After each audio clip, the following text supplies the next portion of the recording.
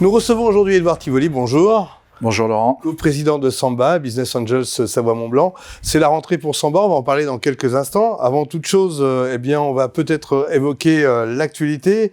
On parle toujours d'inflation, du pouvoir d'achat en berne. On parle aussi des banques frileuses au niveau des prêts. L'immobilier donc est en statu quo. Comment vous voyez cette fin d'année 2023 ?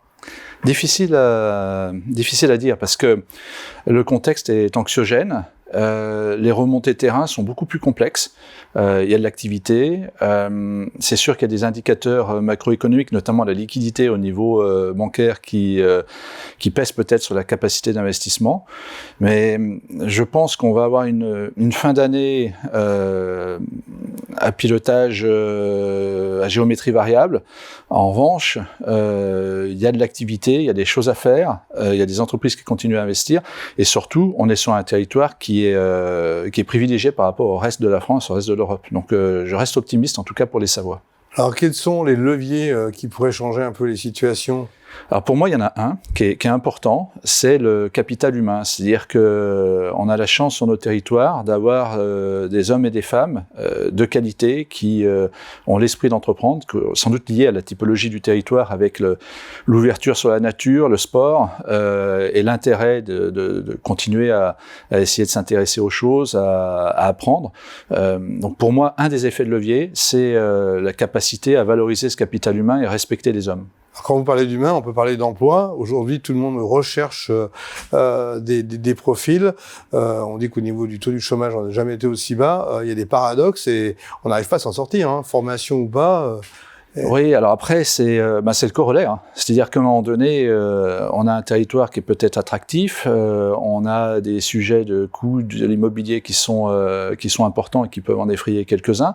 Et après, c'est aux leaders économiques, aux entreprises de faire en sorte que, comme dans un collectif sportif, les collaborateurs et les hommes et les femmes qui sont sur le terrain puissent avoir cette volonté d'aller vers des objectifs communs. Pour moi, c'est vraiment ça, c'est l'esprit d'entreprendre, l'esprit collectif et la notion de sportivité en fait. On a l'impression que certains ne voient pas le bout du tunnel en se disant, en se projetant, il faut investir dans un appartement avec de salaires moyens sur 30 ans. Alors, c'est complexe quand même. Ouais. La vie est extrêmement difficile et je veux dire qu'on le voit tous les jours dans nos équipes, dans nos entreprises et avec les personnes qu'on peut côtoyer.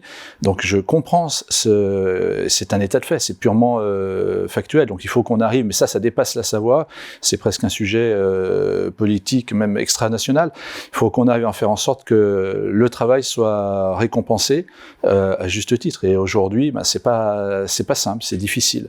Alors après, l'immobilier, j'ai une analyse un peu plus complexe sur l'immobilier. Je suis pas sûr qu'on aille forcément vers une chute des prix. Je pense qu'on a une crise qui est là, qui va s'accélérer, mais une crise d'offres qui ne peut peut-être également encore aggraver la situation. Donc ça, c'est vraiment un point qui me fait souci.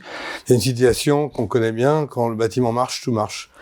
Ouais, ça je peux que le confirmer effectivement, que ce soit en France ou ailleurs. On parle de Samba maintenant. Les Business Angels de Savoie ont deux grands rendez-vous sur ce mois de septembre. Tout d'abord le 14 septembre avec votre CA La Plénière et le 3 octobre prochain au château de Servolex où vous réunissez à la fois les Business Angels de Savoie-Mont-Blanc et de Grenoble pour parler des projets.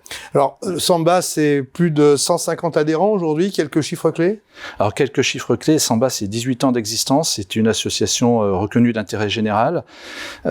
C'est à peu près 15 millions d'euros d'investis, même 18 depuis la création de l'association, dans des sociétés et des entreprises du territoire. Et aujourd'hui, c'est sûr que nos 158 membres sont actifs sur les deux départements de la Savoie et permettent à des porteurs de projets d'arriver à faire aboutir leur dossier. Après, des process et des filtres assez importants. Alors, plus de 100 projets présentés, 10 investis. Comment ça se passe, un pilotage pour lancer un projet ? Ce chiffre est important parce que ça montre toute la sélectivité. Et la sélectivité, faut pas la réduire à 10 projets validés par an. C'est plus compliqué que ça parce que lorsqu'on dit non à un porteur de projet, ça vaut parfois plus qu'un oui. C'est-à-dire que le projet, c'est pas qu'il est mauvais, c'est qu'il nécessite d'être un peu plus travaillé, peut-être un peu plus orienté, et il peut revenir chez nous, chez d'autres associations qui peuvent accompagner le développement des entreprises. Et nous, en interne, en fait, on a des processus de filtre qui permettent au porteur de projet de faire évoluer son projet. Parfois, il est retenu, parfois, il n'est pas retenu, et ensuite, c'est délibéré en plénière pour les investissements. La difficulté, c'est d'avoir le bon flair, comme on fait pour justement repérer le bon projet. Puis des fois, j'imagine qu'on peut se tromper. Alors, c'est intéressant parce que dans un monde économique et financier, j'allais dire actuel, on a tendance à tout mettre sous tableur Excel et à tout modéliser. Le tableur Excel, c'est important. C'est essentiel pour cadrer les macro-directions. En revanche, ce qui fait la différence, c'est l'humain. Et l'humain, alors je ne veux pas dire que c'est une question de flair, mais c'est une question d'empathie et de compréhension, de projection sur les porteurs de projet. À mon avis, c'est ça qui fait la différence. C'est la capacité du porteur de projet à s'adapter aux impondérables et aux difficultés qu'il va devoir surmonter. 1,8 million d'investissements sur les 2 départements. Quels ont été les premiers projets et quelle est la différence par rapport à l'éthique Samba? Alors, très synthétiquement, Samba, c'est quoi? C'est 158 membres qui peuvent investir directement dans des projets. C'est également une structure qui s'appelle Innovalp, qui est une SIBA, c'est-à-dire Société d'investissement de Business Angel, qui regroupe des investisseurs qui a vocation à investir sur des projets de sociétés innovantes. Et c'est également une autre structure qui s'appelle Capitalp, qui a vocation à investir dans des sociétés qui sont déjà mûres, qui font qui ont des projets de développement et de transmission. Donc, ce qu'on appelle le capital développement. Donc, c'est la société à sa création, à sa naissance et également lors de son évolution, lorsqu'elle est mûre et, j'allais dire, assez ancienne. Et là, ça décolle bien aussi?